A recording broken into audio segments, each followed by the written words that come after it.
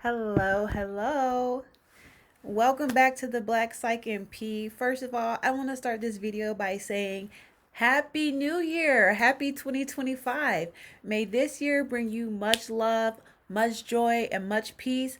And I just pray that you accomplish everything that you put your mind to this year in 2025. But if you don't know me, my name is Brianna.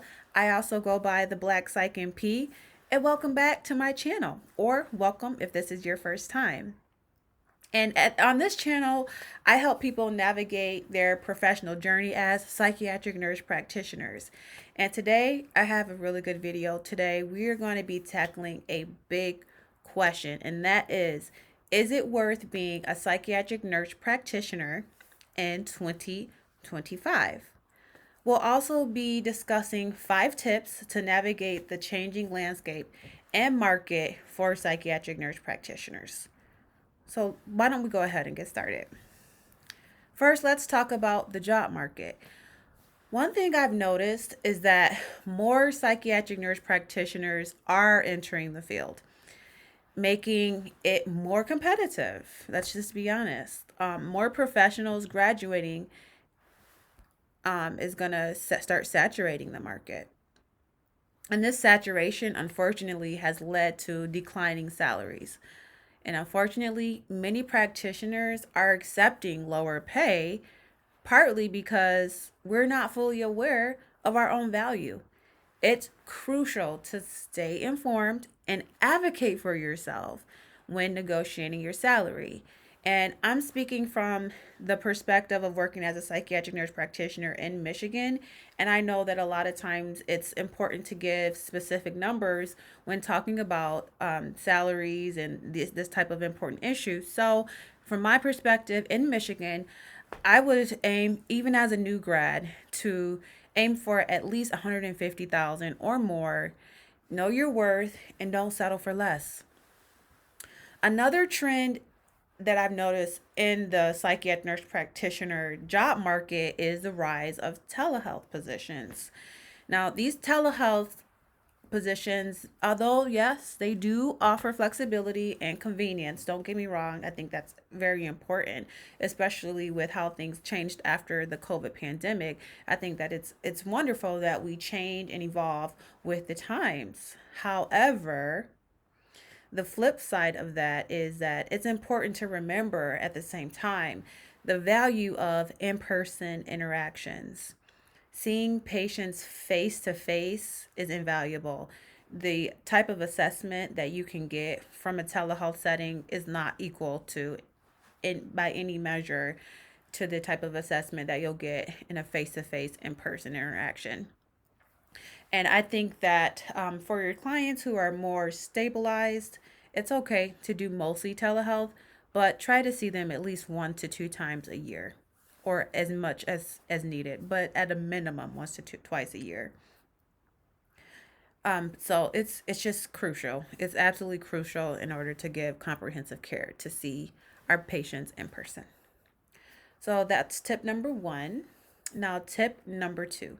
Now, in order to navigate these changing landscapes and this changing job market for psychiatric nurse practitioners, I think that it's important that tip number two is diversify your skills.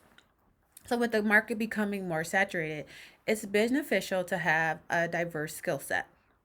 So, for example, consider specializing in areas like addiction treatment, addiction treatment, geriatrics, or even child and adolescent psychiatry. And that's what I specialize in. I specialize in child and adolescent psychiatry. And I think that gives you an advantage and an edge on other nurse practitioners who are going for a position. You have a more specialized skill set, so that I think that makes us a little bit more attractive when you do specialize in a specific population. And so these specialties, they can set you apart and open up more opportunities. Okay, so next is tip number three. So it's so important, like, just to network and build connections. So building a strong professional network can provide support, mentorship, and job opportunities. Consider joining associations like the American Psychiatric Association. APNA is a very well established professional association that I think that we all should consider joining, or even the International Society of Psychiatric Mental Health Nurses, ISPN. And these organizations are very valuable resources for networking, opportunities, connecting, and continuing education. So just being able to network and join a professional association is actually absolutely priceless. You're going to learn more. You're going to be able to connect with people that you would have never met, but you're going to have a lot in common with these people because they are essentially doing the same thing that you're doing. And I think that's absolutely invaluable. Tip number 4 is to stay updated with the industry trends. Even though we've graduated from our programs and we've gotten our master's degree or we have our doctorate degree, the education never ends because the mental health landscape is always changing and always evolving. And I think it's really important that we stay on top of the changes and the trends. And staying on top of these trends is what is going to set you apart from the rest of the nurse practitioners that are applying in the market for these different positions. So the field of mental health is constantly evolving, staying informed with the latest research, the latest treatment, and the latest technologies. I think that we're in a very, very interesting time with artificial intelligence being introduced into even the healthcare industry. So being able to navigate how to, in a very privacy compliant way, how to incorporate these new technologies into the type of care that we provide, I think is absolutely invaluable. And it can give you an edge and it can give you a 1-up too on your competition. So take advantage. Take advantage of these opportunities of learning about the technology through webinars, workshops, and conferences, and just keep up to date on your knowledge. Now, tip number 5 is advocate for fair compensation. I cannot stress this enough. We are all connected. Everybody is affected by this. It's when you accept or when I accept a salary, everybody is essentially affected by this because we're creating a market by accepting or not accepting a potential salary. So it's so important to advocate, understand your worth, and don't settle for less. Being informed and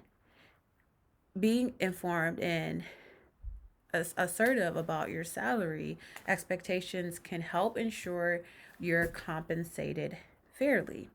Now remember, you bring valuable skills and expertise to the table. We are still in a mental health crisis, even today, January 1st, 2025. You are valuable and your skills are so needed, especially now.